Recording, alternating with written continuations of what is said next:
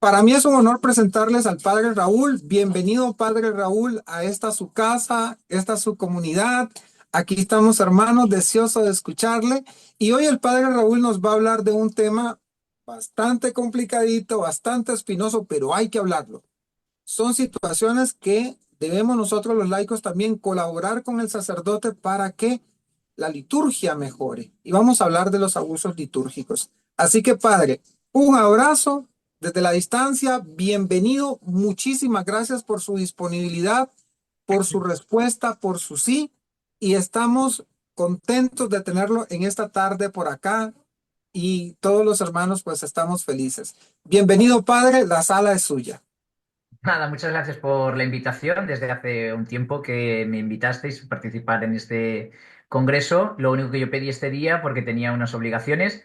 Y nada, pues si queréis, sin más dilación, voy a lo que es el tema. Aunque yo no mire la pantalla y demás, lo que importa es lo que yo diga. Y lo que sí que os pido es que luego esto nos sirva de arma arrojadiza contra ningún sacerdote o ministro de la Eucaristía o contra nadie, sino que estos son las normas de la Iglesia y esto es lo que deberíamos entre todos hacer cumplir. Que luego no vaya nadie a decir a tal sacerdote, es que esto lo ha dicho Curateca. No, no. Yo lo que voy a decir es lo que dice la Iglesia y luego cada uno en conciencia ha de ir mejorando o él mismo o a su propia comunidad. Esto es un recordar lo que debería de ser, aunque a veces no sea así al 100%. Entonces, el tema que a mí me habíais propuesto es los abusos litúrgicos y me voy a centrar en la Eucaristía, aunque pueden haber abusos litúrgicos en muchos otros campos de la liturgia, pero me centraré personalmente en los abusos litúrgicos. Y para definir qué es un abuso litúrgico, lo más rápido, lo más sencillo, es todo aquello que se salga de las normas litúrgicas, aunque esté difundido, aunque todo el mundo lo haga, si está mal, hay que corregirlo, pues es un abuso litúrgico. Por ejemplo, el levantar las manos y cogerse las manos en el Padre Nuestro. Será muy bonito, pero no es litúrgico. Por lo tanto, eso sería un abuso litúrgico. Entonces, los abusos litúrgicos pueden ser espontáneos, esporádicos, puede surgir porque sí, como un aplauso, o puede ser algo que ya está sistematizado y está enquistado, enraizado en la propia comunidad parroquial. Y a veces, pues, ay, pues como lo he visto en tal parroquia, lo vi en tal misa de tal boda, pues me gustó, voy a ver si lo hacemos también en mi parroquia. Aunque sea algo natural, aunque sea algo normal, eso sería un abuso litúrgico. Y luego también pues hay algunos abusos litúrgicos que pues parecen que no lo son, que pasan desapercibidos y pues como que no pasa nada. Sería algo así como los pecados veniales. Bueno, no pasa nada, lo dejamos pasar y ya está. Pero habría que tener claro que hay una instrucción de la Iglesia que se llama Redemptionis Sacramentum, donde en el número 173, leo personalmente, dice, aunque el juicio sobre la gravedad de los actos se hace conforme a la doctrina común de la Iglesia y las normas por ella establecidas, como actos graves se consideran siempre, objetivamente, los que ponen en peligro la validez y la dignidad de la Santísima Eucaristía. Es decir, todo aquello que ponga en peligro la Eucaristía, esos son muy graves. Y entre esos pecados, abusos litúrgicos muy graves, podríamos dar bastantes. Entre ellos serían aquellos que sustraen o retienen con fines sacrílegos la Santa Eucaristía o incluso que las arrojan al suelo. Los que atentan contra la realización de la liturgia, es decir, aquellas personas que, pues mira, va y resulta que el sacerdote prepara el ofertorio, prepara el pan y prepara el cáliz, pero en el momento de llenar el cáliz en el ofertorio con el vino y la gotita del agua, resulta que no hay vino en la vinajera, pero como nadie más va a comulgar con el vino, yo sigo normal y corriente, hago como que lo he puesto y nadie se entera, y entonces lo que hay ahí es una simulación. Esto es grave, no, es graviora delicta. Se tiene entendido como un delito muy grave, porque entre otras cosas no habría misa. El fiel comulgaría y el fiel entendería que ha recibido el cuerpo de Cristo, pero el sacerdote en conciencia sabe que no ha habido misa. Por ejemplo, la concelebración también en la Eucaristía con miembros de otras comunidades que ya no tienen sucesión apostólica o que no reconocen la dignidad sacramental de la ordenación sacerdotal. Es decir, a lo mejor llega a mi parroquia un sacerdote de un rito oriental no en comunión con la Iglesia y el sacerdote o algún fiel con toda la buena intención le pone un sitio privilegiado en el presbiterio, en el altar, como si fuera un celebrante más. Eso también sería un grave abuso litúrgico e indignidad contra la Eucaristía. O incluso aquellas personas, también, aparte de ser un sacrilegio, se entiende que también es un abuso litúrgico aquellas personas que yendo a comulgar sustraen la Eucaristía. No solo es un acto sacrílego, sino que a su vez también sería un abuso litúrgico. Después de esos gravísimos delitos estarían los actos graves, que por no ser gravísimos no significa que tampoco sean un abuso litúrgico. Todos estos los podemos encontrar en un documento también de la Iglesia, en el que hemos dicho, en los numerales 48 y 52, en el 56, bueno, son muchos números, pero los voy enumerando y lo vais a entender fácilmente. Consagrar especies distintas al pan ácimo de trigo y al vino de uva. Es decir, yo cojo y en vez de consagrar el pan que sea de trigo o el vino que sea de uva, pues cojo mosto y cojo pan de maíz o unas tortitas de hacer tacos o cualquier otra cosa. No, no habría Eucaristía y además sería un abuso litúrgico y un sacrilegio. Omitir, por ejemplo, estos serían más por parte del sacerdote. Acuérdate, Señor, de tu iglesia extendida por toda la tierra, con el Papa Francisco, con nuestro obispo tal y todos los pastores que cuidan de tu pueblo. Eso también sería un abuso litúrgico, porque la Eucaristía no es del sacerdote. Y si yo estoy peleado con el Papa o estoy peleado con el obispo, la Eucaristía no es mía, es de la comunidad y para rezar y orar por todos los miembros de la iglesia. Y la misa, al no ser mía, la Eucaristía, al no ser mía, yo no puedo decir por quién la comunidad puede o no puede, o ha de o no ha de rezar. Celebrar la Eucaristía en una mesa de comedor donde además hayan otros alimentos. La Eucaristía solo puede celebrarse sobre el mantel blanco y el corporal y sin otro tipo de alimentos que puedan confundir. Un grave abuso litúrgico que redacta el número 91 sería el negar la comunión a un fiel solo por el hecho de querer recibir la Eucaristía arrodillado, y a mí me gusta que me la den de pie, o de pie porque el sacerdote quiere que sea de rodillas. No, la Iglesia tiene tres maneras de cómo recibir la comunión y el fiel, a discreción y según su preparación o su devoción, la puede recibir de cualquiera de las tres formas: de rodilla y en la boca, de pie y en la boca, o de pie y en la mano. Si se decide recibir la comunión en la mano, siempre y cuando la conferencia episcopal de ese país lo haya permitido, y a día de hoy creo que está en todo el mundo, el sacerdote no debe dejar, o el ministro de la Eucaristía no debe dejar que se aleje sin haber consumido el Santísimo Sacramento, la hostia. Eso lo estipula el número 92. Eso también sería un abuso litúrgico. Yo a eso le llamo así comúnmente como pequeñas protecciones del corpus dentro de misa. La gente que comulga y luego casi que hasta que no llega al banco no comulga. Lo que ha hecho es recibir la comunión y se va de procesión del corpus. Entonces, no. Permitir que los fieles tomen la Eucaristía directamente del copón y autocomulguen, y lo mismo del cáliz. Eso también es un abuso litúrgico. Ay, pero es que el sacerdote lo permite. Sí, pero tú colaboras. Es que a mí me gusta mucho. Sí, pero es que la comunión se recibe. Tomad y comed. Tomad y bebed. no dice cogedlo y serviros, no. El Señor dice tomad. Y cuando alguien se toma es porque alguien lo da. Y ese alguien es el sacerdote que actúa in persona Christi. Por ejemplo, en las bodas también se ha visto que la comunión a veces de los esposos, el esposo le da la comunión a la esposa y la esposa al esposo. Eso no se puede permitir ni es lícito jamás.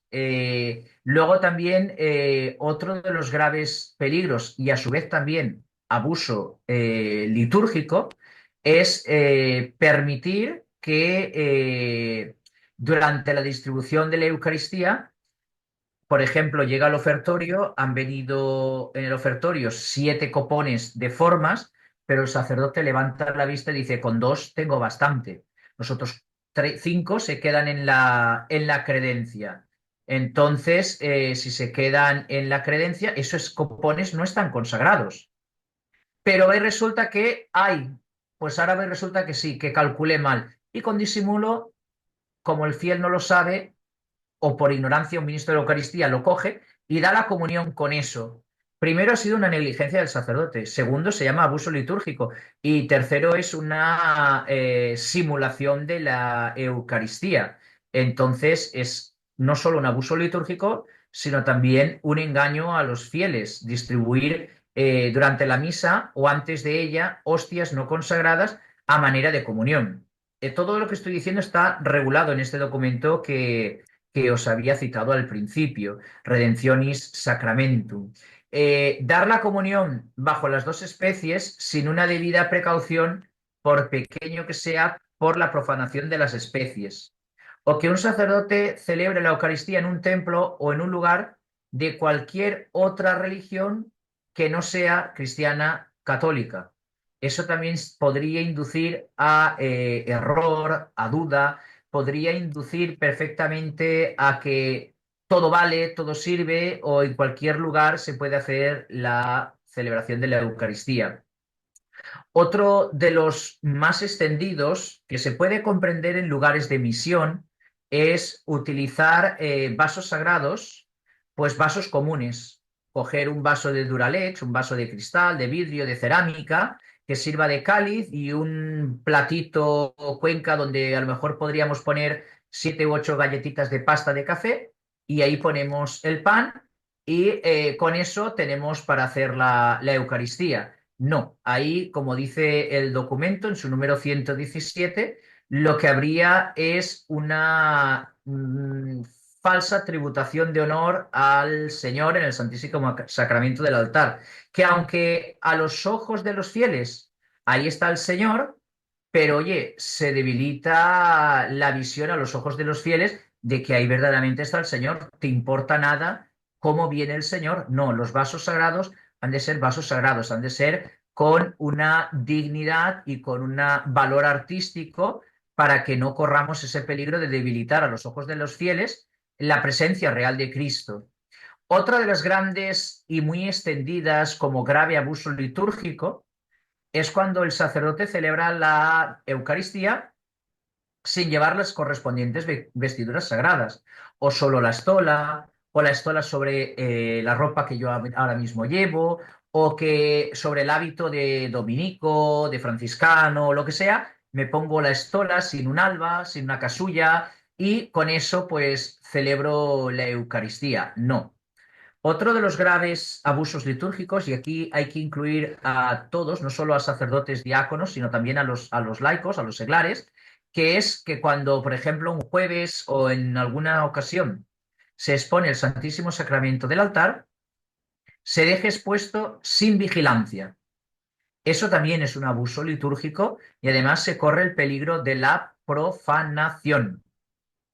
Otro de los grandes abusos litúrgicos son las vestiduras. Si el sacerdote por omisión no se las pone, como decíamos antes, que sobre la cogulla monacal me pongo la estola y no me pongo la casulla y celebro la misa, está por el otro extremo, que un seglar, que un ministro, que una persona que no es ministro de la Eucaristía, que no es sacerdote, diácono u obispo, que no es un ministro ordinario de la Eucaristía, simule ser un ministro ordenado, es decir, como dice el número 153, pues vale, yo puedo hacer de acólito. Me pongo un alba o me pongo una sotana y un roquete. Pero no por ello, para que quede más bonito, como yo voy a llevar el incensario, encima el sacerdote, aunque no me ponga la estola cruzada, me revista sobre el alba con una dalmática o con una capa pluvial o con algún elemento que pueda dar a pensar que esa persona que está en el altar es un diácono o es un sacerdote. Eso es peligroso. No solo un abuso, sino que esa persona además está haciendo un grave atentado contra la Eucaristía. O permitir en una parroquia, cuando llega un sacerdote, simplemente por ir vestido así, no significa que sea sacerdote. Todo sacerdote lleva una credencial, un celebret, un placet de su obispo, que son para todas las diócesis del mundo, donde está claro que cualquier sacerdote que ve ese documento sabe quién es el que lo lleva y que verdaderamente es sacerdote. Permitir que hayan sacerdotes que han perdido el estado clerical o gente que simula ser sacerdote celebren los sacramentos. Eso también sería un delito o un acto grave que a su vez sería un abuso litúrgico. Entonces, también hay otros pequeños abusos litúrgicos diferentes que ya ni son graves, ni son graviora delicta, es decir, delito gravísimo, pero que también habría que tener en cuenta, que los relataremos a continuación. Entonces, lo que hay que tener en cuenta sobre estos delitos que están en Redemptionis Sacramentum es que, por pequeño que sea el abuso litúrgico, por pequeñito que pueda parecer, hay que corregirlo en todo momento. Hay que corregirlo con cariño y con amor. Por ejemplo, los aplausos en la Eucaristía. Pueden decir que, bueno, es que en el nuevo orden, en la misa del Concilio Vaticano II, se permite. No, no se permite. Y voy a hacer un recorrido desde el Papa Pío X, pasando por Juan XXIII, luego Benedicto XVI, es decir, mucho antes del Concilio Vaticano II, el Concilio Vaticano II con Juan XXIII y el post-Concilio Vaticano II con Benedicto XVI. Es decir, por ejemplo, San Pío X, cuando los fieles iban a visitarlo a San Pedro del Vaticano, donde no solo se podía, él les corrigió cuando estaban allí esperándole a Pío X, empezaron todos a aplaudirle, a decir viva el Papa y demás dentro del templo, y entonces el Papa Pío X, San Pío X, les corrigió con cariño y les dijo: non se aplaudi il servo nella casa del padrone. No se puede aplaudir al siervo en la casa del dueño. Es decir, ¿cómo vamos a aplaudir al que representas si no está el representado? Juan XXIII hizo algo parecido, copiándole al Papa San Pío X, donde le dicen al Papa, cuando van a recibirlo y demás, que está muy contento de haber llegado hasta allí. Estamos hablando del cuarto domingo de Cuaresma, cuando se le presentan unos fieles en San Pedro del Vaticano, y entonces dice: pero sí he de expresar un deseo. Este sería que en la iglesia no gritéis ni aplaudáis y ni siquiera saludéis al Papa, porque templum Dei, porque el templo de Dios es el templo de Dios. Así que si vosotros estáis contentos de encontraros aquí, en esta hermosa iglesia, imaginaos si no está contento el Papa de ver a sus hijos, pero recién llegado para estar con ellos, no les aplauden la cara, y quien está ante vosotros es el sucesor de San Pedro. Es decir, si estamos dentro de la iglesia, estamos para honrar, alabar, adorar y dar gloria a Dios, no al ministro, no al que representa el ministro. Es decir, no se puede en la iglesia hacer lo que nos dé la gana. Luego hay un libro muy bueno, que sería aconsejable buscarlo, incluso está en internet en PDF, que es El espíritu de la liturgia de Benedicto XVI, donde lo edita Ediciones Cristiandad, y en la página 241-242 dice el Papa Benedicto XVI explicando algo que él vivió en el Concilio Vaticano II, porque él fue observador y secretario del obispo de su diócesis en el momento del Concilio Vaticano II, y luego como Papa explicó claramente qué es lo que el concilio quería decir. Y en este libro, que es El espíritu de la liturgia, una introducción, dice ahí en las páginas 241 y 242, leo literalmente, cuando se aplauda por la obra humana dentro de la liturgia, nos encontramos ante un signo claro de que se ha perdido totalmente la esencia de la liturgia y ha sido sustituida por una especie de entretenimiento de inspiración religiosa. Este tipo de atracción no dura mucho. En el mercado de las ofertas de tiempo libre, cuando siempre incorpora formas de lo religioso para incitar la curiosidad del público, es imposible hacer la competencia. Yo mismo he asistido a una celebración en la que el acto penitencial se sustituyó por una representación de danza que, como es obvio, concluyó con un gran aplauso. ¿Podríamos alejarnos más de lo que realmente es la penitencia? La liturgia solo podrá atraer a las personas si no se mira a sí misma, sino a Dios, si se le permite estar presente en ella y actuar. Entonces ocurre lo que es verdaderamente extraordinario, lo que no admite competencia, y las personas sienten que aquí ocurre algo más que un aprovechamiento del tiempo libre.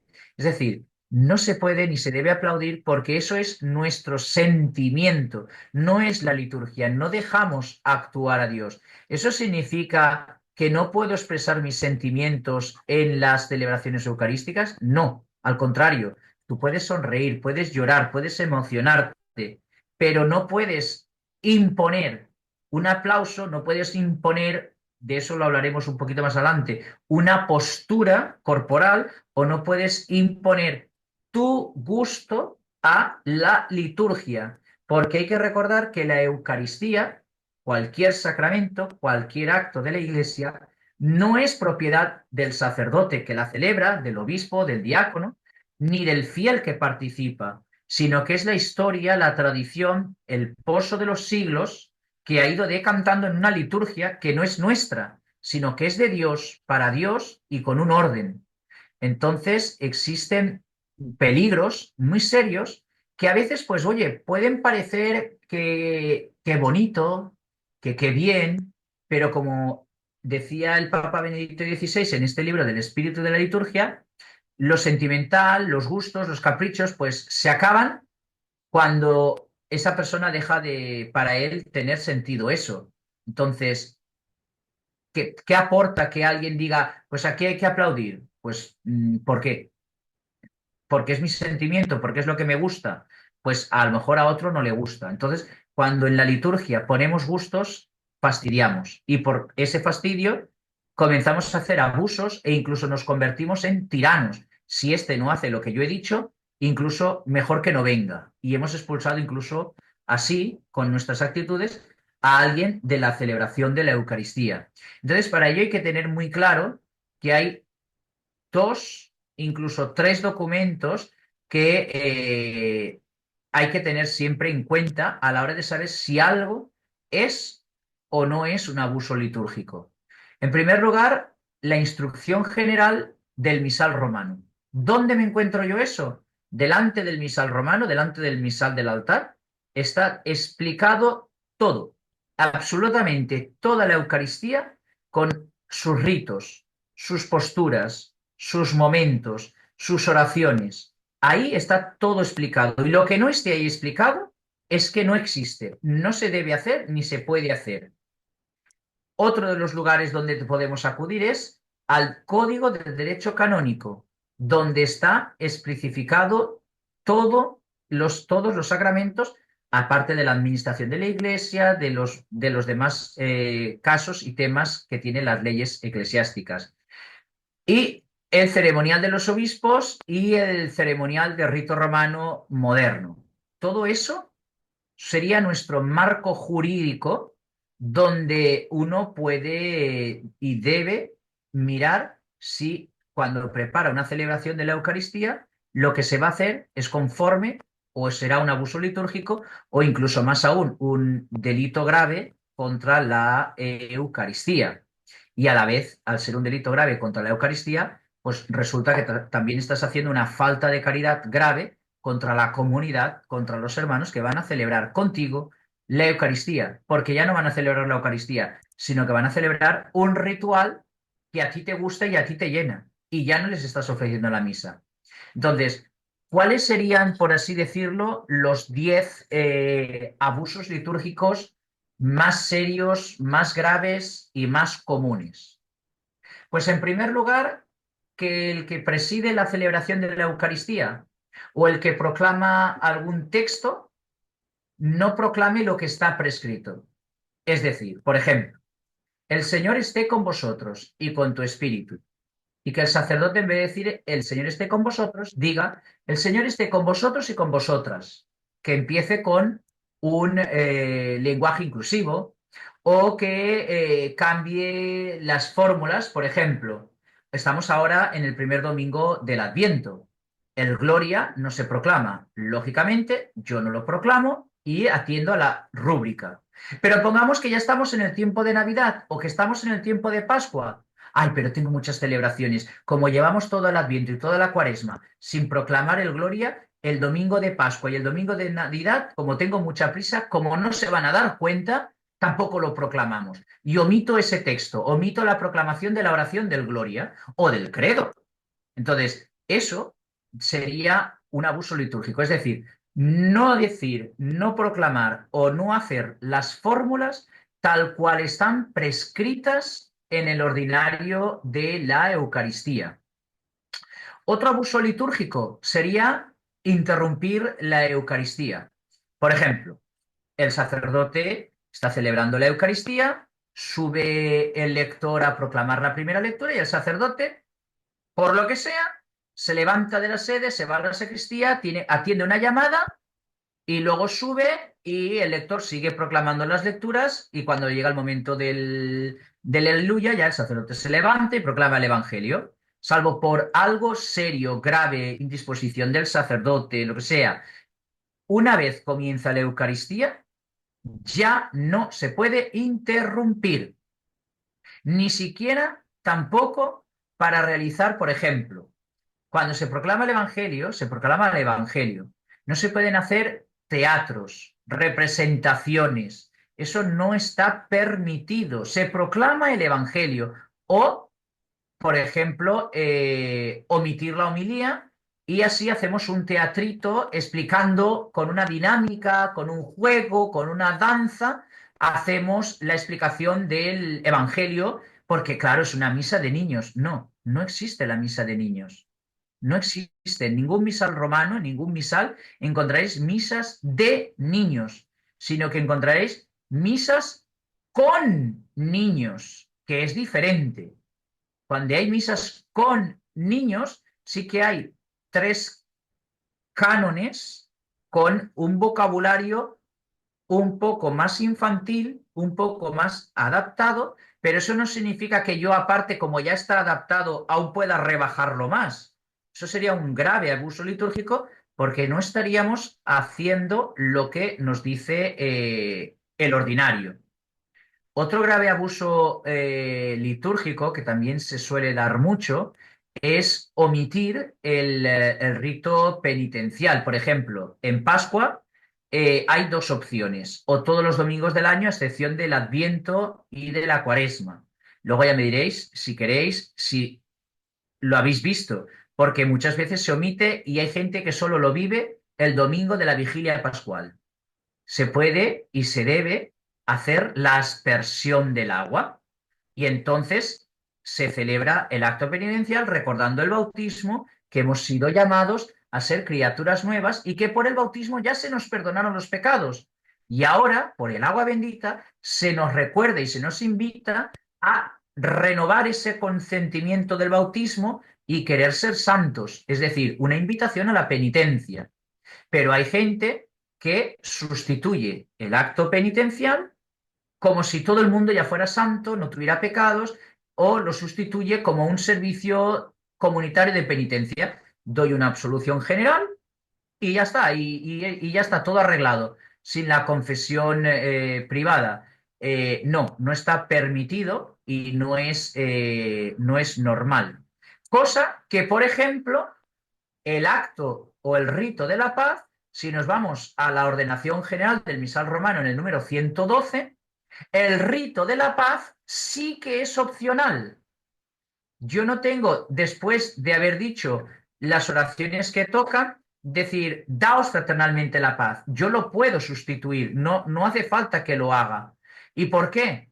Pues, por ejemplo, cuando hay un funeral o cuando hay una celebración matrimonial o cuando hay un bautismo dentro de la Eucaristía, yo, por ejemplo, lo omito.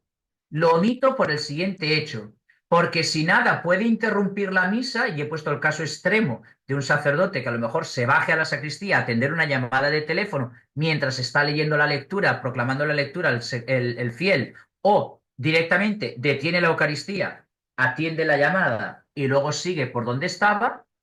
Más grave aún también es que justo en el momento antes de comulgar, yo diga, daos fraternalmente la paz, y en un entierro la gente aprovecha para decir, ay chica, ¿cuánto tiempo?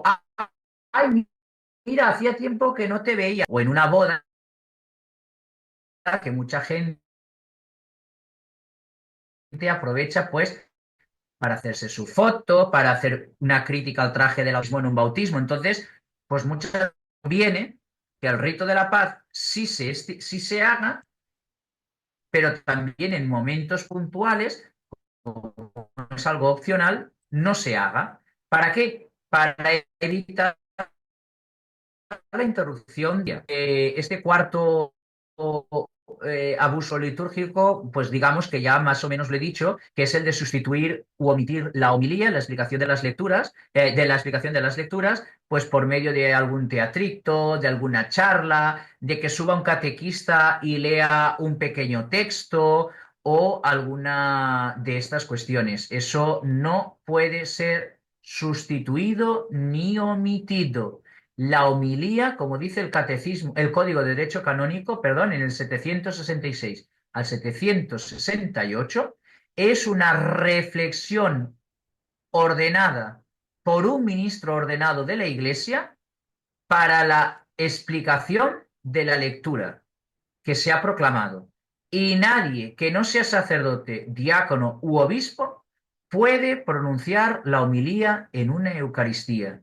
Y en algunas ocasiones, sí hemos visto, todos hemos pasado alguna vez por personas que al acabar el Evangelio han subido y han hecho su gran aportación, su gran homilía en una misa. ¿Eso significa que ningún fiel puede predicar desde el ambón? No, si son unas vísperas, unas completas, una celebración de la palabra, y esa persona es catequista, instituido, y está presidiendo en nombre del obispo o del pastor legítimo, el párroco, la comunidad en ese momento por ausencia de un ministro, ese catequista bien formado puede hacer una exhortación a las lecturas, pero eso no significa que sea una homilía porque no está en una celebración eucarística. ¿Eh? Otra de las grandes barbaridades que a veces se cometen contra los fieles y muchas veces por los propios fieles es el permanecer de pie cuando toca estar sentado, el estar de rodillas porque me nace y porque sí, y obligar a otra persona a que también se ponga de rodillas, o a estar de pie o sentado cuando verdaderamente en la consagración toca estar de rodillas. Ese es otro grave abuso litúrgico que está también registrado en las instrucciones generales del misal romano en el número 20 y 21. La comunidad es uniforme en los gestos y todos vamos a una, porque somos todos miembros de un solo cuerpo del cual Cristo es la cabeza, que es la Iglesia. Y como un solo cuerpo, vamos todas a una, con la misma postura, con la misma oración, encabezados por el presbítero o por el obispo, que hacen las veces de Cristo, que son in persona Christi quienes están celebrando y presidiendo la Eucaristía. Y por lo tanto, yo no puedo, mientras están todos de rodillas, pues sentarme en la consagración. ¿Por qué? Porque me gusta más, porque me place. No. Es decir, las posturas van todos a una como miembros de un solo cuerpo, como os decía. La sexta, digamos, barbaridad o abuso litúrgico es cuando hay gente que suprime o hace cosas que no están mandadas, pero las impone. Por ejemplo, que ya lo había dicho más o menos antes. Si yo tengo como sacerdote tres formas lícitas, válidas y aprobadas por la Iglesia para dar la comunión, yo no puedo obligar a nadie a cómo debe de comulgar. Porque para una persona comulgar de rodillas y en la boca sin escrúpulos y sin cosas extrañas, sino porque le nace, porque tiene esa gran devoción al Santísimo Sacramento del altar, yo como sacerdote no puedo, no debo, ni estoy capacitado para prohibirle comulgar así y exigirle ponerse de pie y comulgar en la mano. O a alguien que venga a comulgar de pie, yo no puedo exigirle y reclamarle que se debe de arrodillar. Todo esto lo tenemos muy claro y, por ejemplo, lo podemos ver en el apéndice que en el año 69, en el año 1969, el Papa Pablo VI envió a los obispos de la Conferencia Episcopal de Estados Unidos explicándoles que se podía y se debe comulgar en los tres lugares, de tres maneras, de rodillas y en la boca, de pie en la boca y en la mano de pie. Porque ciertamente el Concilio Vaticano II nunca mencionó que se podía recibir la comunión en la mano, jamás. Pero en algunos países, de manera ilícita, comenzó, por esa modernización, a dar la comunión en la mano. Y entonces el Papa Pablo VI, después de hablar con todos los obispos por medio de encuesta del Orbe Católico, y viendo que habían lugares donde ya se hacía y los obispos pues casi que lo habían aprobado de forma tácita, pues en vez de suprimir el dar la comunión en la mano y llamar al orden, lo dejó como una excepción, lo dejó como una práctica exceptual. Es decir, lo que hoy parece normal, comulgar en la mano, es una excepción. Y por lo tanto, el Papa Pablo VI dice en esa respuesta a los obispos americanos de 1969 que a nadie podrá negarse a administrar la Eucaristía en la lengua y que además es derecho del fiel determinar si quiere o no quiere él recibir la Eucaristía en la boca. No es el sacerdote el que tiene que decirle, ah, pues no, yo es que te la voy a dar en la mano, por mis narices ha de ser en la mano, porque yo lo mando y si no, no comulgas. No, no puede ser. Al igual que tampoco está permitido dejar el copón y el cáliz en el altar y que el fiel vaya, autocomulgue o autocomulgue y a la vez beba la comunión bajo las dos especies por el mero hecho de sumergir él mismo el pan, el cuerpo del Señor, en su sangre. Eso también es una imposición que se ve en algunos lugares que ni es lícita ni es válida y a la vez es un abuso litúrgico que muchas veces hemos visto hasta en diferentes vídeos. Por lo tanto, como séptimo abuso litúrgico serio, sería el ignorar estas normas. Estas normas, además, es que si encima sabemos que para comulgar, esto sería un serio abuso litúrgico también, yo tengo que ayunar o abstenerme de cualquier tipo de alimento durante una hora previa, a excepción de agua o de medicamentos, yo, siendo consciente, por muy en gracia que esté, si no he ayunado, también es un abuso litúrgico acercarme a comulgar. Además, se considera un abuso litúrgico, pero a la vez un pecado grave porque estás recibiendo al Señor de una forma ilícita. Otro de los abusos litúrgicos es, dentro de esas posturas que decíamos que hemos de ser uniformes, que aunque el misal romano no dice cuál es la postura de los fieles en el Padre Nuestro, si con las manos en alto o con las manos cerradas o cómo. Lo que sí que dice claramente, lo que sí que dice claramente el misal romano es que es el sacerdote el que eleva las manos presidiendo la comunidad. Entonces deja ver entre claro que si el sacerdote es quien preside y eleva las manos, la comunidad parroquial no las va a elevar.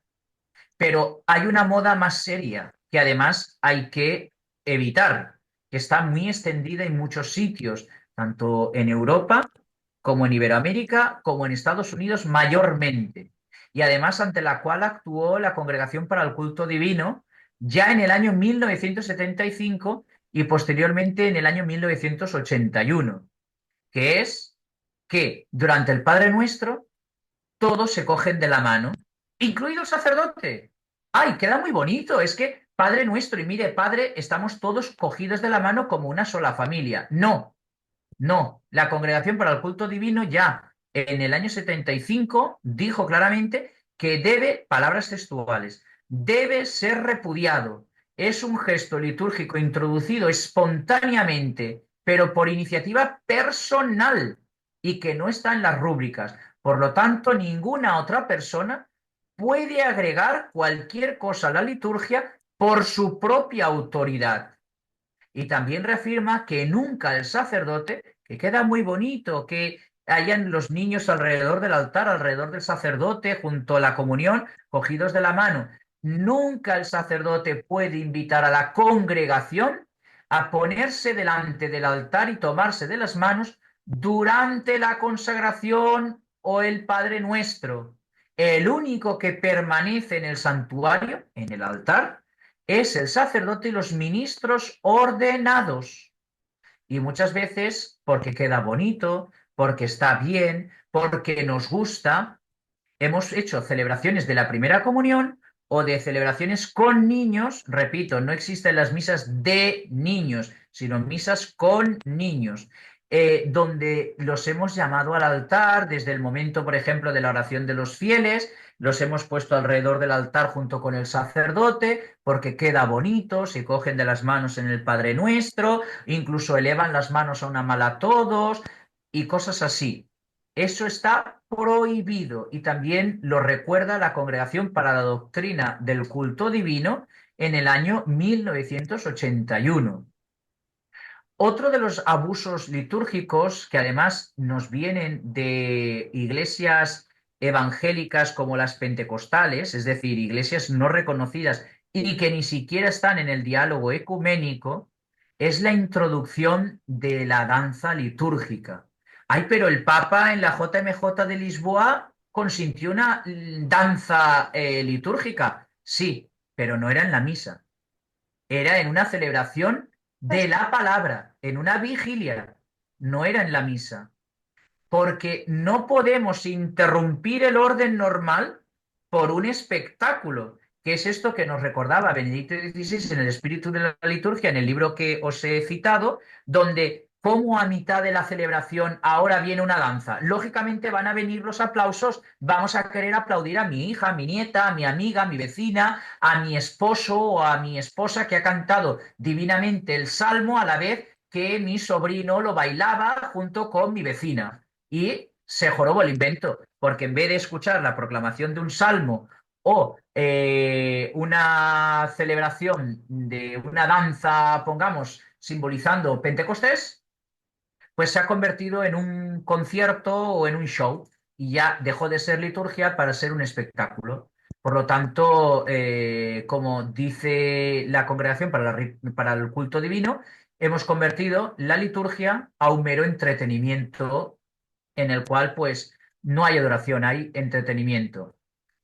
Y a veces, yo no sé, en Europa yo no lo he visto, pero sí en alguna vez lo he escuchado en algunos lugares, que también sería un abuso litúrgico por parte del ministro, del párroco, hacia la comunidad, que este sí que habría que recordarlo si pasa en alguna parroquia, cerrar las pilas de agua bendita en algunos momentos, como por ejemplo en Adviento y en Cuaresma, como diciendo, como es tiempo penitencial, el agua bendita no llenamos las pilas. Cuando sea Navidad y cuando sea Pascua, que es la gran fiesta, ahí volvemos a llenar las picas y ahí las pilas y ahí volvemos a bendecir el agua. No. Como bien dice el Catecismo de la Iglesia Católica en su numeral 1668, el agua bendita es un sacramental, por lo que su correcto uso conlleva en cierto grado el perdón de los pecados y la remisión de las penas.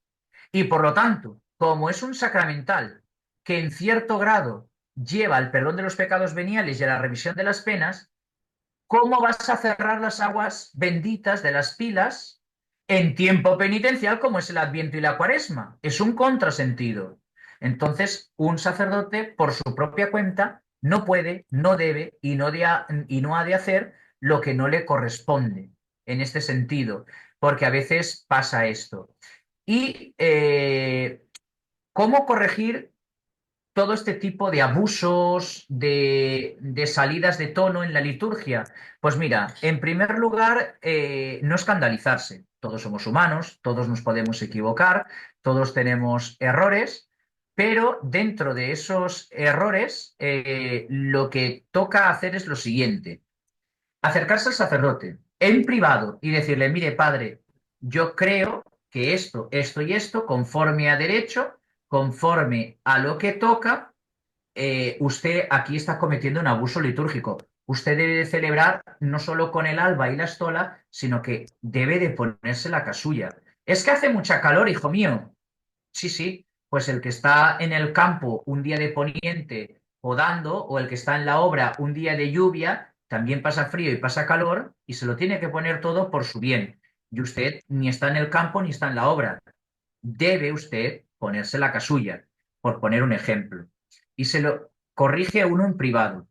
Que vemos que ese sacerdote o que a ese fiel al que le decimos, no te toca sentarte en la consagración, toca arrodillarse. O si estás enfermo y no puedes arrodillarte, tampoco te sientes, quédate de pie, pero no te sientes. Y no se corrige, entonces el fiel, en el caso del sacerdote, claro, directo y conciso, ha de escribir una carta, pero claro, directo y conciso, sin juicios de valor. En mi parroquia, el párroco celebra sin casulla, se le ha dicho y no atiende a razones. Está cometiendo este abuso litúrgico contra la comunidad. Señor obispo, pido encarecidamente amparo a su persona. Y eso, firmado, no vale anónimo. Si llega anónimo, el obispo lo tirará a la basura. El obispo investigará, lo verá, llamará al sacerdote y le dirá, oye, esto no es así. Tú tienes que, y sabemos, porque aquí el feligrés lo ha dicho, se te ha llamado la atención por parte de la comunidad. Eh, Tienes que ponerte la casulla. La misa no es tuya, es de la comunidad. Y cuando digo este ejemplo, a cualquier otro tipo de abusos. Y no hacer escándalo. Es que mi cura, es que mi sacerdote, es que mi parroquia. Si el sacerdote no se enmienda, lo más bueno que uno puede hacer es orar por el sacerdote y me voy a otra parroquia, me voy a una comunidad donde pueda vivir con tranquilidad, con calma y con fe mi vida cristiana ante un sacerdote, una comunidad que esté bien instruida. También para que estas cosas no pasen, lo importante no es solamente el sacerdote, sino que nosotros como cristianos estemos bien formados, estemos bien instruidos.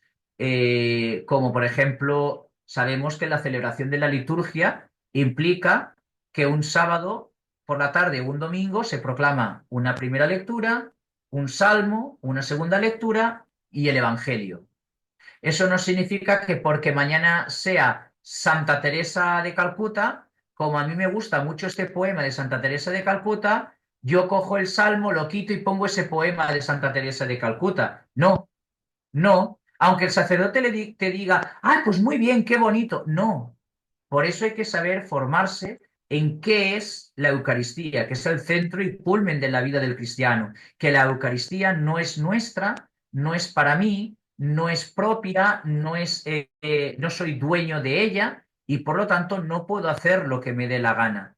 Entonces, ni hacer una persecución a un sacerdote porque parece que lo hace mal, ni tampoco hacer persecuciones a laicos, a fieles, porque parece que se hayan adueñado de la parroquia, sino que formándonos, saliendo de la ignorancia, todos juntos, por medio de la formación, por medio de un periodo de reflexión, de corrección, pues podemos limar asperezas e ir poco a poco mejorando y dando calidad a nuestras celebraciones de una manera más litúrgica, más seria y más en comunión con la Iglesia. Estas serían mis recomendaciones. Yo a partir de ahí también habría que tener en cuenta que junto con los aplausos, la misa no es tampoco un mercadillo de Cáritas o de los movimientos que tenga la parroquia. Es decir, eso también sucede mucho. Eso no se puede hacer. Para eso están los paneles al final de la iglesia o una hojita de decir, acaba la comunión, el sacerdote, mientras está purificando los vasos sagrados, sube Cáritas. Hermanos, hermanas, tenemos 5 familias que atender, no llegan los fondos, por favor, miren a ver si al acabar la misa se acercan a algún responsable de Cáritas, alguien puede ayudar. Acaba el de Cáritas y sube el de la pastoral juvenil. Hermanos, hermanas, este viernes habrá un número de rifa y de bingo que vamos a hacer una cena solidaria a la vez que vamos a tener un encuentro con los jóvenes. Baja ese y así sucesivamente empieza una ristra de avisos que le has quitado el momento del silencio, de la reflexión, de la acción de gracias al que estaba comulgando y ha comulgado y se ha ido a su banco o a su lugar a hacer la meditación. Te has cargado el momento personal de la comunión de toda la comunidad. Entonces, pues es una lástima que eso a veces también suceda. Y luego, como decía, nadie puede, ni siquiera alguien ordenado, simular lo que no es. Cuando os decía que el acólito va con un alba o que va con una sotana y una casulla, el diácono va con su dalmática, el sacerdote con su casulla y el obispo con su casulla, su mitra y su báculo. Alguien que no es diácono no puede llevar dalmáticas, alguien que no es sacerdote no puede llevar casulla, alguien que no es obispo no llevará un báculo. Por lo tanto, cada uno lo suyo. Al igual que el feligrés, como decía, no subirá al altar y tendrá posturas que solo puede, debe y ha de realizar el sacerdote. De hecho, mirad si eso está estipulado, que si vais a una celebración de la Eucaristía donde preside, lógicamente, un sacerdote o un obispo, si hay diácono, el diácono no se queda de pie en la consagración, se arrodilla. ¿Y nosotros? ¿Qué hacemos como laicos? Yo si voy a una celebración de la Eucaristía y no estoy en el altar, por mucho que yo sea sacerdote, cuando llega y pedimos, descienda Señor tu espíritu sobre este pan y este vino, yo también me arrodillo, porque es la postura del que está abajo. Ah, pero es que yo soy sacerdote, yo me quedo de pie y consagro desde aquí. No, no, no estás presidiendo, no estás en el altar. Es decir, recordad que la Eucaristía no es lo que yo quiero, lo que a mí me gusta, lo que yo querría, sino que es todos a una siendo uno. No sé si con estas palabras y demás os he liado más, he aclarado algo o os he creado más dudas. Pero bueno, yo dejo un tiempo para que preguntéis y demás, pero por favor que no sean, porque esto sí que es un tema a veces peleagudo, que no sean preguntas en plan de, en mi parroquia pasa esto. No, porque luego la respuesta que yo pueda dar es la que a veces hay gente que se va a su cura y dice, es que Curateca ha dicho esto, es que el padre Raúl me ha dicho esto. No, yo te voy a dar la norma de la iglesia y luego ya tu sacerdote en conciencia estará haciendo lo que estará haciendo. Pero hay que ir con cuidado luego también a la hora de corregir tanto a la comunidad como al sacerdote. Entonces, con cariño, con amor, en privado, sin montar escándalo, como decía, a la hora de corregir. Y si el sacerdote no se corrige, decirle, pues mire, le voy a escribir al obispo. Verás que pronto sí que se corrige o el obispo lo corregirá. Yo Padre, quedo abierto muchísimas a gracias. preguntas. Muchísimas gracias. A ver, compañeros, quien desee preguntar, vamos en el orden de Katia. luego Verónica, y son las dos primeras preguntas que tenemos por ahí. Adelante, Katia, bienvenida. Gracias. Buenas tardes, padre. Muchas gracias por su explicación, muy enriquecedora. No sé si aplica el caso, pero bueno, me surgió una duda cuando usted mencionó lo del sacerdote, ¿verdad? Que si hay una lectura que debe permanecer, ¿verdad? Me ha pasado en varios templos de estar y ocurre, digamos, alguien se descompensa, se desmaya, ¿verdad? Hace poco, recientemente estuve en una iglesia sumamente llena, ¿verdad? Entonces, incluso ingresó hasta la Cruz Roja, ¿verdad? Ujú. Este, bueno, y ni siquiera pensar que fallezca alguien, ¿verdad? En esos casos, ¿qué procede? Por ejemplo, o digamos, si una persona está descompensada Mira, y... muy fácil, muy fácil. A mí me sucedió en una parroquia Ujú, estar celebrando la Eucaristía y ver que una persona ni se levantaba, ni se sentaba, ni tenía las constantes. Yo sabía que esa persona no estaba ya viva, estaba muerta. Para vale, evitar escándalo, interrupción y demás, ciertamente yo al ser sanitario más o menos esas cosas las tengo más claras.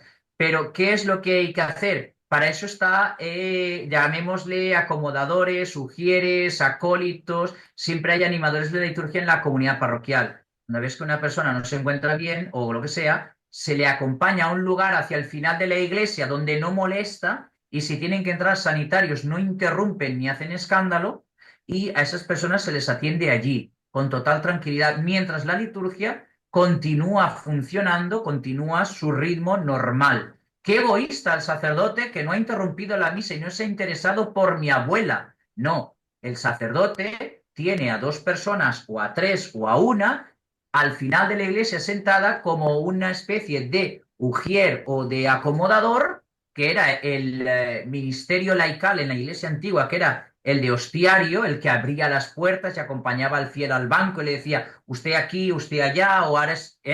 Entonces, lo importante es tener un grupo de pastoral, un grupo de gente que esté atento, pues por ejemplo, muchas veces es gente mayor la que acude a la Eucaristía. Pues yo tengo una botella de agua, 5 o 6 vasos de plástico y 2 o 3 bolsitas de azúcar, por algún bajón de azúcar o caramelos, en un sitio en el templo donde cuando yo le digo al acólito, ¿ves? Porque el sacerdote conoce a esa comunidad, ¿ves? Y pregúntale a María o pregúntale a Juan si se encuentra bien. Y según lo que te diga, te vas y le das, pero con disimulo, no hay ningún problema. Se puede hacer algo así, un pequeño, pero no por el micrófono. Oiga, ¿se encuentra usted bien? O por favor, que alguien llame a la policía o a los bomberos o a quien sea. El que está a su lado también lo sabe. Entonces, hay que ser consciente también a la hora de formar a la comunidad en este sentido y tener una previsión. Siempre en nuestras comunidades parroquiales no hay médicos, pero seguro que hay alguien que sea enfermero, que alguien que sea paramédico, alguien que sea farmacéutico, alguien que ha estudiado algo relacionado a quien se le puede encomendar, digamos, una coordinación seria, ordenada, no alborotadora de esas situaciones en la comunidad.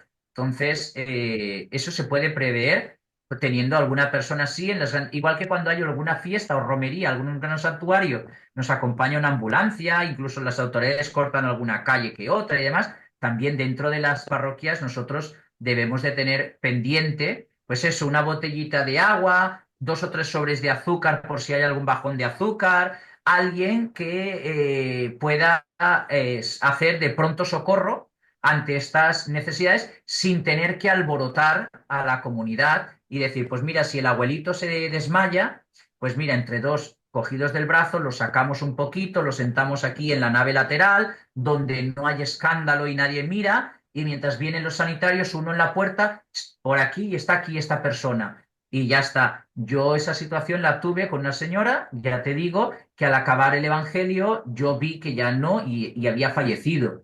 Yo no dije nada cuando acabé la Eucaristía. Yo tengo una costumbre que es, podéis ir en paz, beso al altar, hago la genuflexión porque tengo el sagrario en el altar, el tabernáculo y me voy a la calle a saludar, que también es una manera de que la gente salga rápido, ordenada y en silencio, respetando el silencio de la gente, sin estar dentro de la iglesia saludándose. Entonces, esta señora, como estaba sentada, estaba con sus ojitos cerrados, nadie iba a ir a molestarla porque yo he educado yo a la comunidad que a saludarse es de la puerta para afuera. Entonces la gente interpreta que esta señora, al estar sentada, que no se mueve y con los ojos cerrados, estaba orando. Y ya cuando ya estaba así, yo ya fui, tomé el pulso y dije, verdaderamente, lo que yo tenía claro es que ha fallecido, nadie se dio cuenta. Y cuando yo eso, bueno, como conozco a la familia, pues se llama a los servicios sanitarios para que certifiquen la defunción y yo lo solucioné tal que así y sin ningún problema y nadie se enteró hasta el día siguiente. O sea, hay que ser discretos, discretos y sencillitos en las cosas. Perfecto, muchas gracias. De nada.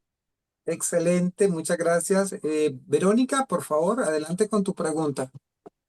Hola, ¿qué tal? Buenas tardes. Buenas. Mi pregunta es, por ejemplo, las personas que ayudan con la lectura, Ujú. que, bueno, no sé si se pueda considerar un abuso el que no hayan leído antes o que a la hora que estén haciendo la lectura la leen muy rápido, que hasta se tropiecen o no enfaticen, porque muchas veces me he dado cuenta que por salir rápido, la leen muy rápido, no hacen las pausas adecuadas y no enfaticen. Y yo había oído un comentario de usted que por nuestra boca está hablando Dios. No, no, Entonces, no, no es mi boca, es lo que dice la instrucción general del misal romano. ujú, Nosotros estamos prestando a Dios nuestra voz. Entonces, el que sube a proclamar las lecturas mayormente y que sirva, digamos, como aviso, casi todos los que suben a leer las lecturas en fiestas, bautismos y matrimonios suele ser un abuso litúrgico, porque hay gente que sube a leer que no ha leído jamás en el templo, que no ha leído jamás públicamente ante nadie y que incluso leen, que no proclaman, leen las lecturas sin ni siquiera creer en Dios, que van al acto. La proclamación de las lecturas compete explícitamente al lector instituido. Si en la comunidad parroquial, que no suele haber, no hay un lector instituido como tal ministerio, debe de ser a una persona seria, competente, que sabe lo que está leyendo y que es una persona de fe en la comunidad porque estás proclamando la palabra de Dios a la comunidad.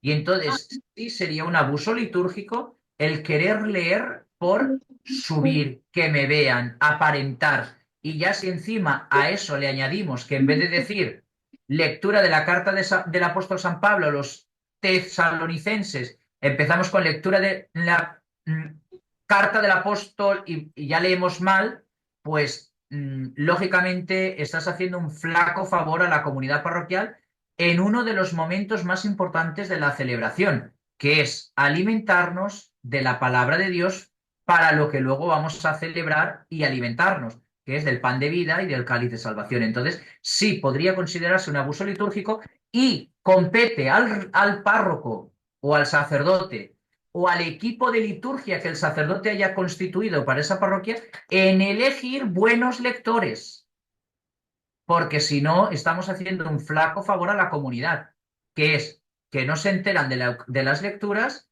y por lo tanto no se nutren de ellas, no se nutren de la palabra de Dios. muchas gracias, padre. De nada. Excelente. Vamos en el orden en las dos últimas preguntas con don Mario Moya y Tatiana. Adelante, don Mario. Gracias, buenas tardes. Buenas tardes. Muchas gracias, padre. Muy esclarecedoras todas sus enseñanzas. Una consulta y Ujú. entenderé si me la contesta por chat privados porque algunos sacerdotes prefieren no hablar de ellos. Pregunto si esto es abuso litúrgico. Ahora que muchos obispos, sacerdotes y hasta cardenales han notado o han hecho notar su desagrado por algunos cambios y por lo que sale de un sino de sinodalidad que no es de jerarcas de la iglesia consagrados, sino por laicos, incluso personas de otras religiones o de grupos llamados diversos, y por ello han sido sacados de la iglesia. Ujú. Pueden puede negársele a seguir celebrando, o si ellos celebran, esto no es válido, e incluso si lo han apoyado en códigos o legislación eclesial. Lo digo porque mucha gente lo pregunta, a veces uno no sabe qué contestar, y si Pero, esto ¿a es... qué te refieres? ¿A qué te refieres? ¿A la normativa que puede haber salido del Sínodo de la Sinodalidad? Sí, en No ha parte, salido nada, no ha salido nada que cambie la liturgia. Yo te lo digo, yo no voy a contestarte en privado, te contesto en público. El sínodo de la sinodalidad no ha aprobado ningún cambio en la liturgia y por lo tanto no se cambia nada en la liturgia. Venga de quien venga, lo que vale, lo que es lícito y lo que se debe de realizar es lo que marca el misal romano, y el misal romano ni ha sido tocado, ni se ha propuesto cambiársele, ni se puede hacer lo que a mí me dé la gana con la excusa de lo ha dicho el sínodo. Lo ha dicho el sínodo, dígame en qué documento, dígame en qué número, para que yo pueda ir a comprobarlo. excelente, gracias, porque esa es la respuesta entonces que uno podría dar. Muy Sí, sí, amable, sí. gracias. No, la respuesta, cuando te digan es que lo ha dicho el sínodo de la sinodalidad, dígame el documento y dígame el número, por favor. Ah, no, no, pero lo ha dicho el sínodo. Mientras no me muestre usted el documento, aquí se celebra misa católica, y la misa católica, yo sí le muestro el documento. Coges el misal que está encima del altar, le Mm, dices, aquí lo tienes, léetelo, aquí se celebra la misa, así, y punto. ok, excelente. Muchísimas gracias. De nada, Mario. Excelente, hermanos. Y viene doña Tatiana, por favor, con su pregunta. Adelante.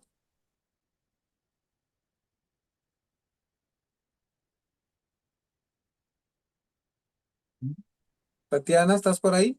Estaba antes, yo lo he visto, pero ahora no lo Estaba, veo. ¿verdad? Sí.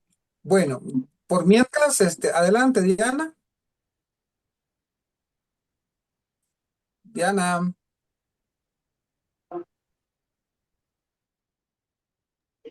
tienes el micrófono Hola, apagado. Ahora sí, adelante. hola. Hola, Diana, Tuvimos adelante. un caso. Hola, ¿cómo está, padre? Bendiciones. Muy interesante su charla. Eh, la- le- pasó un caso muy cercano a mí, donde un sacerdote usaba cuchara para sacar las hostias en el momento de repartirlas y de prepararlas, no sé, en el momento de la consagración, ¿verdad?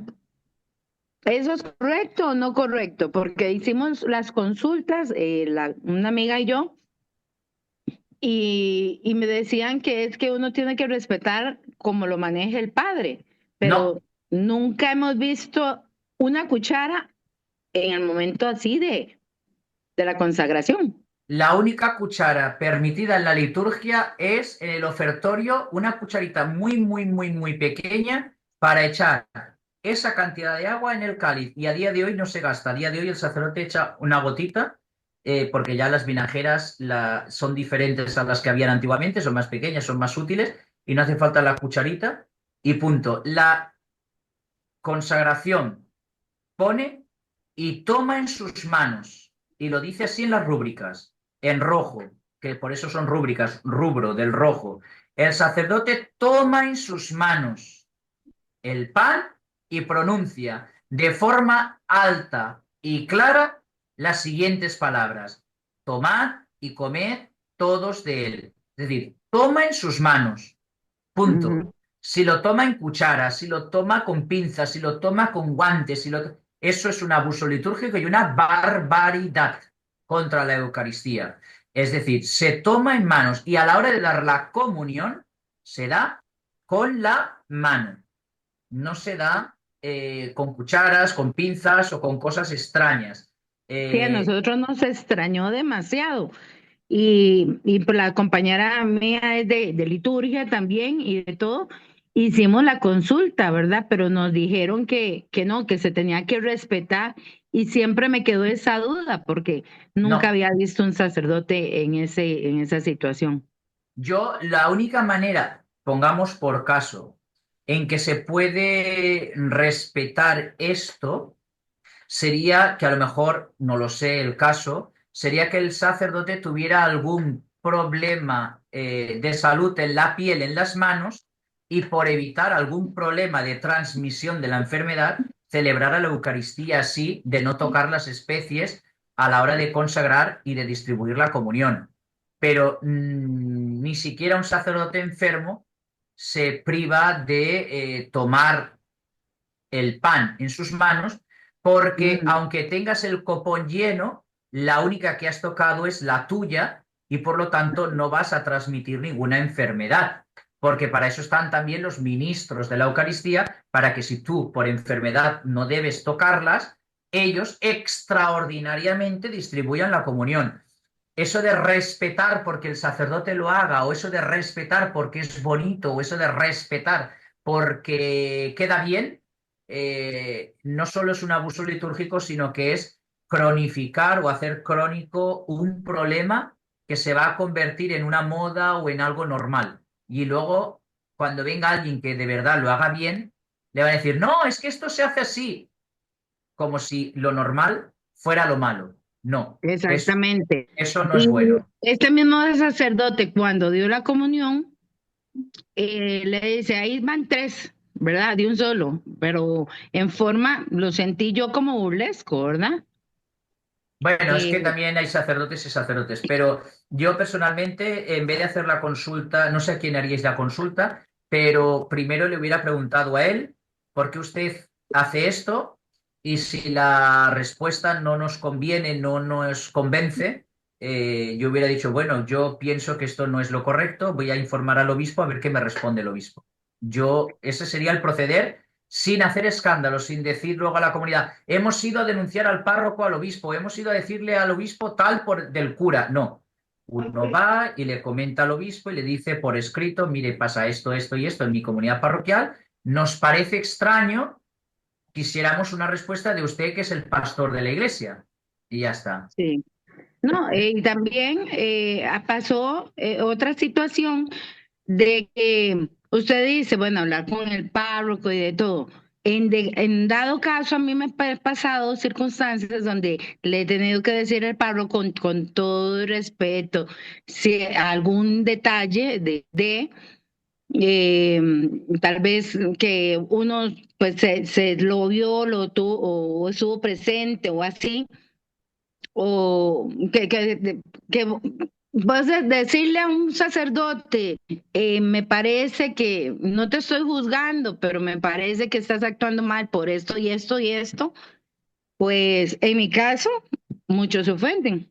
Y uno tiene que hablarlo con la verdad, pero se está dirigiendo no al sacerdote, se está dirigiendo con respeto, informando adecuadamente que no es lo correcto, o sea, con todo el respeto que se debe a un sacerdote cuando uno ve algo que no es correcto. Sí, no, sí, yo lo tengo claro. La cuestión aquí, Diana, es tener claro los pasos. Esto no está bien, señor cura. Yo pienso que esto es así, así y así, pero usted lo hace de otra manera. Explíqueme el por qué, convénzame, dígame por qué usted lo hace así, porque esto, la iglesia no enseña que se haga así. No, pues mira, yo lo hago por esto, esto y esto. Ah, vale, pues tiene usted razón. No, lo hago por esto y esto. Y yo, no, caballero, señor cura, por muy sacerdote que sea usted, esto no está bien. Por favor, celebre la misa como Dios manda, católica. Y le dejas, Sí. y le dejas, y le dejas. Y ya está, no hay que decirle más, no hay que pelear. Y a No, la no, semana, no, no, y a no la peleo, semana pero siguiente, no, y a la semana siguiente, cuando uno va a la celebración de la Eucaristía, si no ha habido corrección, se escribe al obispo. No hay más discusión, no, no vale otra. Se escribe al obispo y sí, se le dice, señor obispo, después de hablar con mi párroco y decirle estas cosas, él sigue haciendo esto. perfecto. Y si aún así se enmienda, pues oye, si te va a estar sufriendo, si te va a estar haciendo mal ir a esa celebración de la Eucaristía, pues uno busca donde presida otro sacerdote, donde sea otra comunidad parroquial y vive la fe lo más auténticamente posible, donde no haya abusos litúrgicos. Sí, sí, no, y es que ayer también me pasó que iba para Ya, un pero espera, taller. Diana, es que lo primero que he dicho, por favor, que no personalizáramos para que nadie pudiera identificar de quién Ajá. hablábamos, por Sí, favor. Ah, qué pena, no, no, no. No, Ok. pero pasó una situación de que se alteró el sacerdote solo por verme y solamente, y yo en ningún momento, por eso Ya, se trato de no entiende. explicar, de no decirle nada a los sacerdotes por lo mismo, No, porque a ver, dice, no, hay no que hay como decir, parecer a decirle, no, en hay, ningún momento hay, hay que decir exponerlos, con porque más bien lo que cariño. hago es orar por ellos.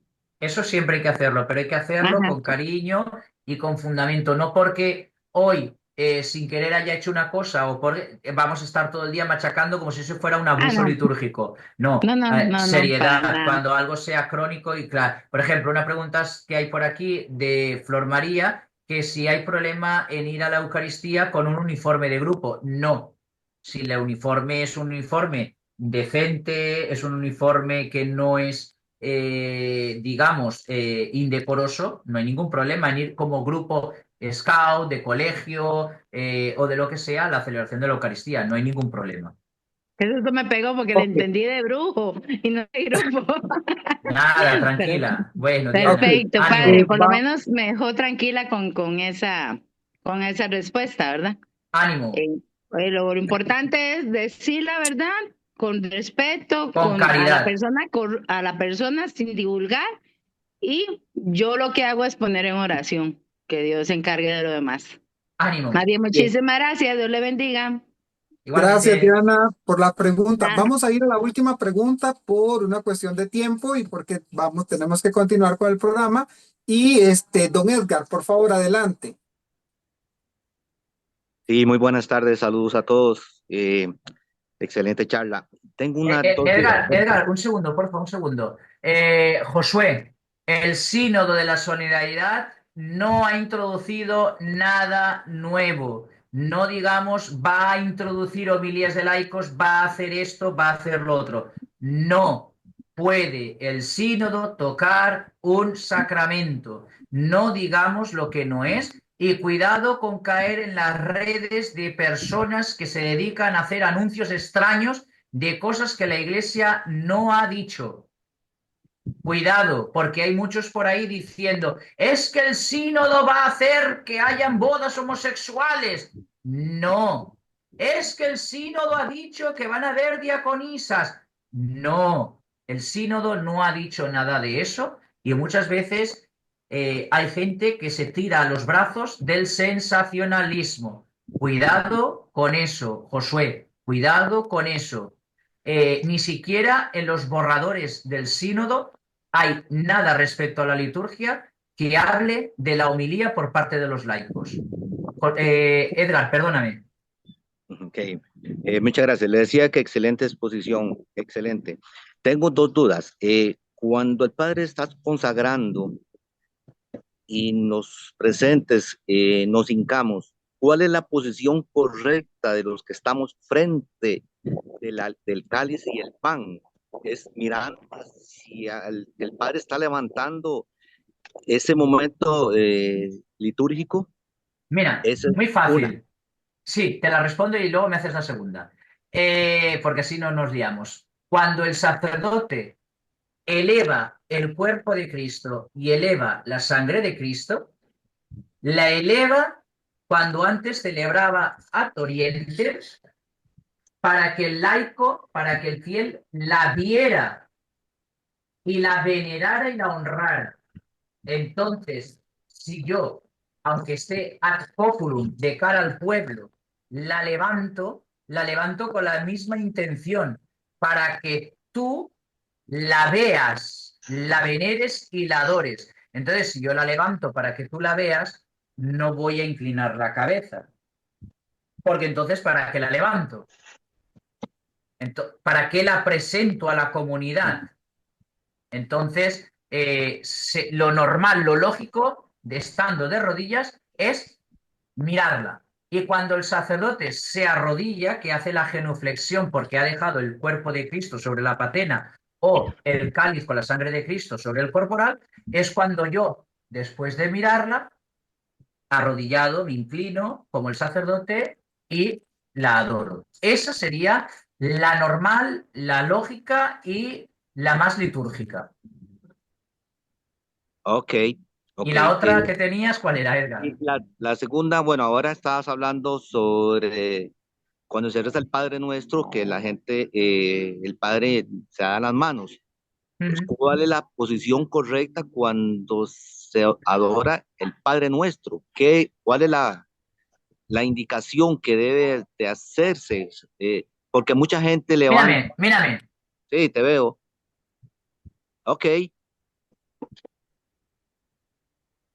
como quieras, pero nunca con las manos levantadas, porque el sacerdote que está en persona Christi es correcto, quien recoge las oraciones y como mediador, que es Cristo entre Dios y los hombres, eleva sus manos en nombre de la comunidad. Yo, las manos quietas, pero nunca levantadas, jamás.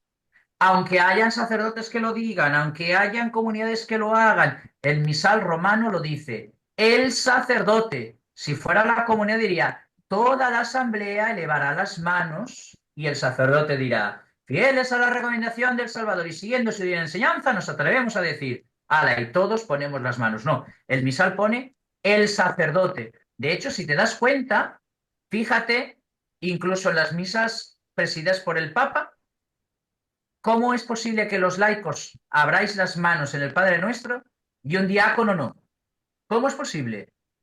Si es que la explicación es clara. Si el diácono no lo hace, el seglar tampoco. Aunque habrá gente que te lo discuta. Pero bueno, ok, última. sí, sí, tranquilo. Entonces los padres, ¿por qué no corrigen, le enseñan a los laicos a hacer lo que cada explícame? Pues mira, Edgar, a veces sucede que hay padres, hay sacerdotes, hay hermanos míos en el ministerio que por no complicarse la existencia o por no ganarse enemigos, prefieren una falsa paz y estar tranquilos a enseñar doctrina católica como siempre se ha enseñado. Entonces, a veces hay sacerdotes que por evitar problemas o por no agitar el avispero en la comunidad parroquial, prefieren callar, consentir y tirar para adelante. Y es una pena y es una lástima.